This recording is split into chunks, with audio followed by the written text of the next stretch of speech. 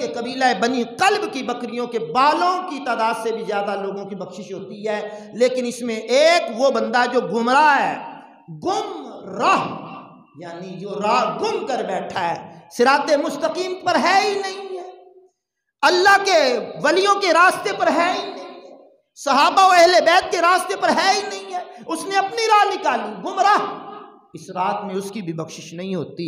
Number 2، ماں باپ کا نافرمان جب تک سچے دل سے توبہ نہ کر لے، اس رات اس کی بھی بخشش نہیں ہوتی۔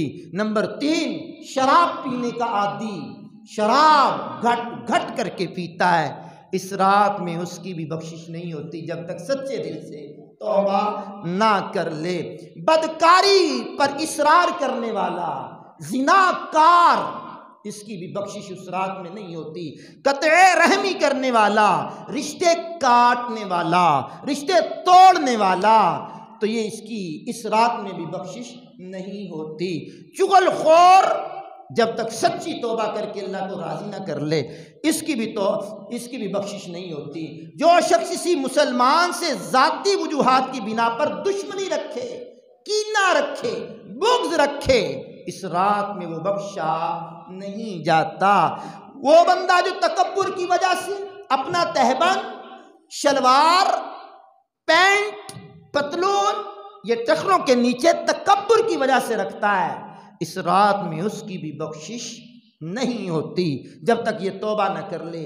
ظالمانہ طور پر ٹیکس وصول کرنے والا، ناجائز ٹیکس لینے والا، اس کی بھی اس رات میں بخشش نہیں ہوتی، جبکہ یہ رات خصوصی پیکج ہے مسلمانوں کے لیے۔ لیکن کچھ گناہ ایسے ہیں جن کا تعلق بندے اور رب کائنات کے ساتھ ہے، اور وہ گناہ کچھ ایسے ہیں کہ جن کی توبہ کرنے کے ساتھ ساتھ ادائیگی ضروری ہے، جیسے نماز، روزہ، حج، زکوٰۃ۔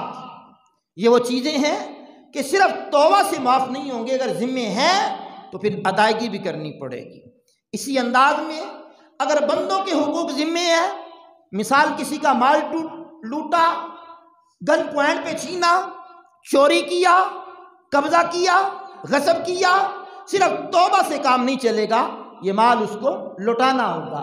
اور کچھ گناہ ایسے ہیں کہ جو اللہ اور بندے کے درمیان ہیں، جیسے حسد، کینہ، تکبر، ریا۔